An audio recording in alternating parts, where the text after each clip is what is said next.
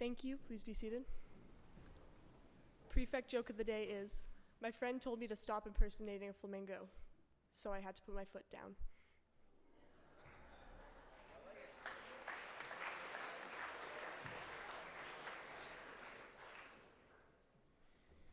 Thank you, Alexis. We were just talking about whether there should be a joke of the day on Thursday.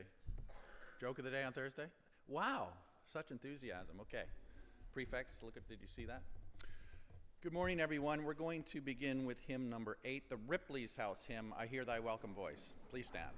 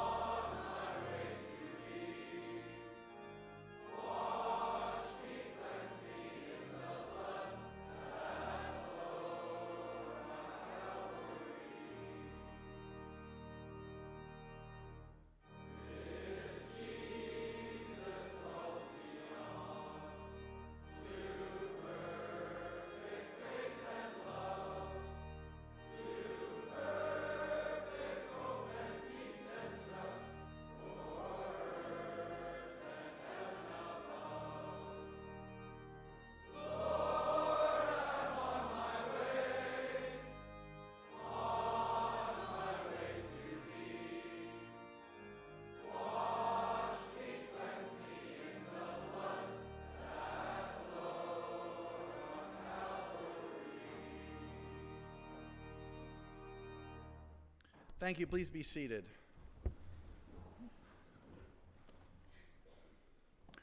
So as I've thought through the course of the week what I wanted to talk about this morning, one topic kind of kept following me around in a way, coming out of the radio, appearing on my Zimbra inbox, cropping up in 8 out of 10 conversations. You may be able to guess what I'm talking about. Stress and anxiety seem to be becoming a central story, not just for Shawnigan, but of the culture we live in. It's like the narrative that we're all living. We're all stressed and we're all anxious all the time. When I woke up this morning, I thought, well, maybe it's just me. Maybe the reason I'm hearing so much about stress and anxiety is because now that I'm an AP teacher, I seem to be causing a lot more stress and anxiety for people. But then I opened my email, and there was spam from someone I'd never heard before called Master Trainer Tim. I don't know if you know him. Do you know Master Trainer Tim? Sends out a lot of junk mail. This is what he says. This time of year, it's easy to get stressed out with the to-do lists and last-minute planning, but it's always helpful to take a step back and look at your agenda and determine what's causing this added stress. Is your day filled with things you hate doing? Are you so busy this time of year that you have no time for yourself? Today's blog post sheds some light on a simple strategy to reorganize your daily life and make the most of your day. So there's one solution for you. Just stop doing what you hate and take more time for yourself. I bet you didn't realize how simple it all was, did you? So what is interesting when it comes to these conversations about stress is that they are usually, as Master Trainer Tim says, about two things. What is causing the stress, and what can we do to reduce it? And the more I've thought about this, and I have been thinking about it a lot, the more I think that all this talk about stress is in some ways really just a way to talk about life. Because maybe what we're really talking about when we talk about stress are the deeper and bigger questions, of what is important, how do we want to live, and what do we actually want out of life. Because obviously a life that is not characterized by stress is going to have a balance and harmony, and is going to be filled with meaning. So maybe Master Trainer Tim is right about making the most of our day. But unlike Tim, I actually don't have any magic answers to this problem of stress and anxiety, and I do take it seriously. I think it is a real problem. So as I was thinking about this topic over the last few days, this is what I asked myself. When was the last time that I felt really at peace and really unstressed? And an image came immediately to my mind. And you might be surprised by this, but it came from a couple of summers ago when I was taking an intensive yoga workshop on Salt Spring Island by a woman named Dorothy Price.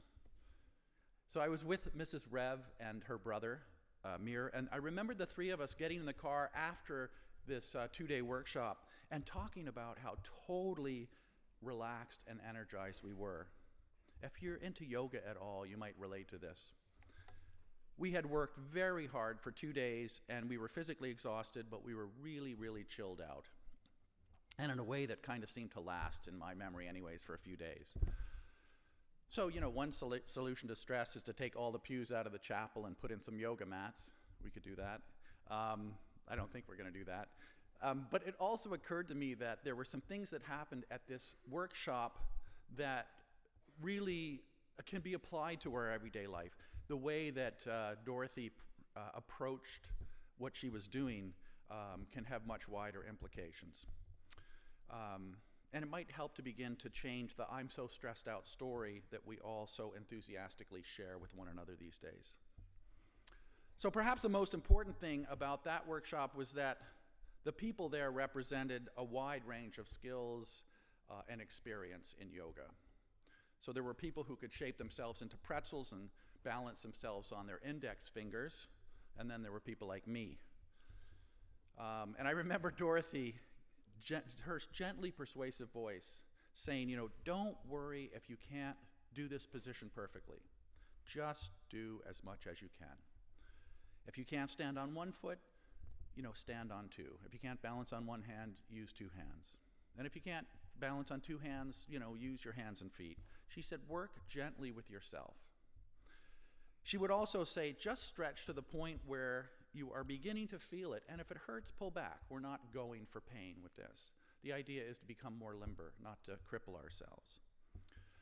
So everyone in that room was doing the same work, but we were all working according to our ability and our experience and our own level of fitness, which I say was broad, especially with me there.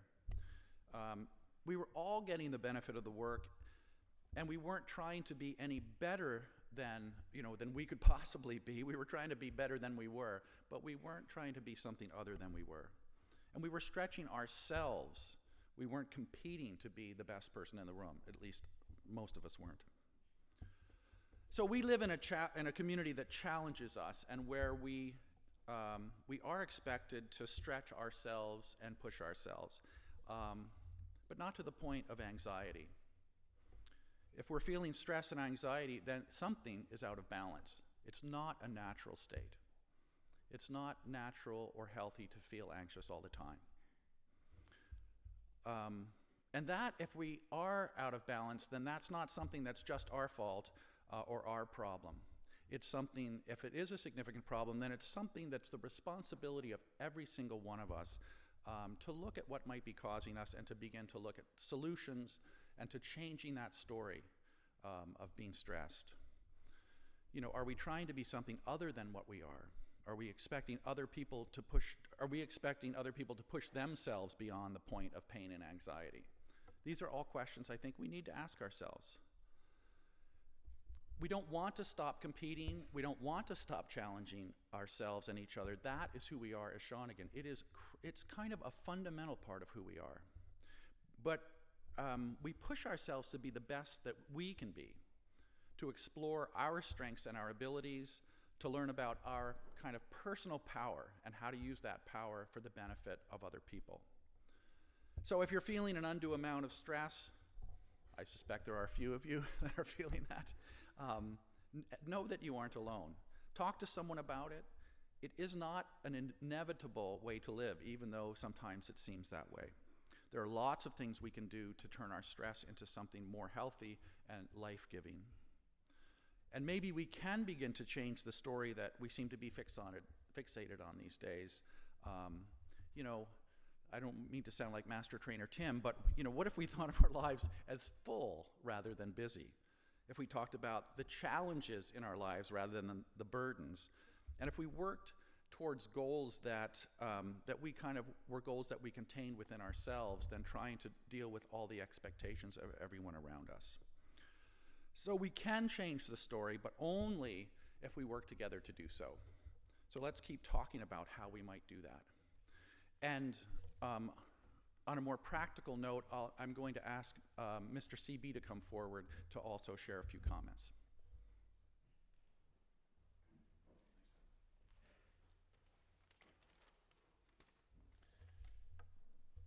Thank you very much, Rev.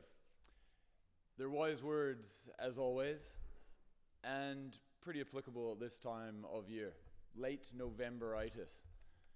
There's not one colleague that I speak to regularly from Switzerland to New Zealand to the UK that work at schools where that is not an issue. It's that time of year.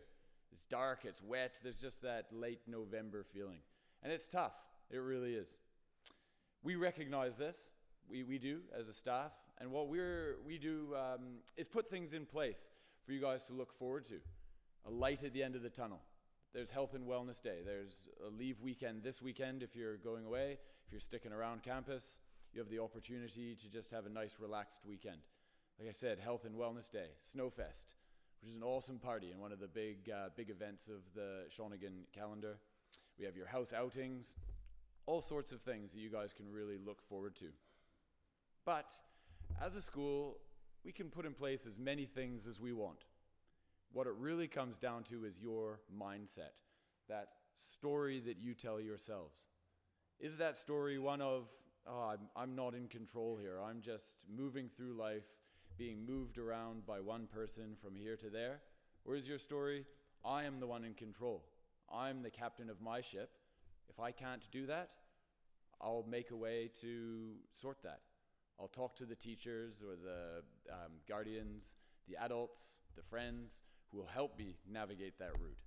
And it really is in your power. It's a fantastic message that the Rev's giving, and I really hope you're all listening. A really important idea is to control what you can and worry about that. The things that you can't control, let them go. Really try that. And it's easy for an old guy like me to stand up here and say that. I know it's difficult to do. It really is. And there's a part of dealing with late Novemberitis, we just need to get your head down and work hard. It really is. I need to make that message clear. But when you find that to be difficult, ask for help. I stood up here a little while ago and proposed the idea of an open forum where everybody gets together. The Mitchell Hall was the venue, and we were going to talk about how the school could do better in providing areas and support structures that provide help when you need it. The Rev and I had a really great conversation that night. Miss Edson showed up, I think, but nobody came. Undaunted, as you know, the prefects and heads of houses had open forums, or at least good chats in your houses. And they took a lot of really good ideas out of those chats. They brought it to the prefect meetings, and we've discussed it with the house directors and many other people since. And some of your ideas have been heard. We're moving forward with them, and we will put things in place to make our school the best school in terms of providing help to you when you need it. Unfortunately, as I know too clearly, sometimes people deal with the stresses and deal with their issues by turning to unhealthy ways of dealing with it. Drugs and alcohol I'm talking about. There needs to be something that's really clear to all of you guys as one avenue you can take of support. It's called the Safe Harbor Program. If you or anybody that you know is trying to deal with the issues, not of just late Novemberitis, but dealing with issues of life by using drugs or alcohol, then you can utilize the Safe Harbor program. Very simply put, discipline gets put aside and the school takes a supportive, helping approach. And that's for real. This isn't just something, some sort of trick or empty words. We as a school signed up to mold you into the best versions of yourselves. Not to be put in a place where we have no choice, but to discipline and correct and change courses. The Safe Harbor program is real, it's effective, it's been put in place and really thought through, and it's as simple as this. If you are struggling, go and see an adult and tell them that you need help. That's all you need to do. If you know somebody who's struggling or needs help, you come forward on their behalf. Encourage them to come forward, and they'll get the help that they need. Let's put behind us this idea of people having to go down the discipline route, and then after that's happened, people saying, but they were just turning to this because they had no other choice. They felt that was their only way of dealing with the problems. It's just not true. There's so many other avenues. The Safe Harbor program is one. Not enough people know about it. It's now with all of you, a tool that you can use. You'll have questions. Please speak to your house directors. My door is always open. Let's keep the conversation going, please. Finally, I'd like to leave a challenge with you. I'd like to lay this at your feet. I'd like you to go through today, and every single conversation that you have with somebody, I would like it to be your goal to make that person go away from that conversation feeling better about themselves. It seems simple, but if every single one of you can make an effort to do that, maybe this late November day will be just a little bit brighter. So think about that, please.